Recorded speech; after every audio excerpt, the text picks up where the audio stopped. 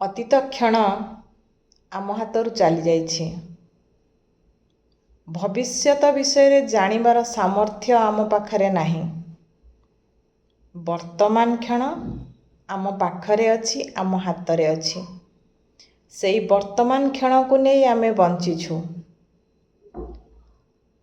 ତେଣୁ ଏହି ବର୍ତ୍ତମାନ କ୍ଷଣରେ ଆମେ କିଭଳି ଉତ୍କୃଷ୍ଟ ଆଚରଣ କରିପାରିବା ସେହି ବିଷୟରେ ହିଁ ଚିନ୍ତା କରିବାର ଅଛି।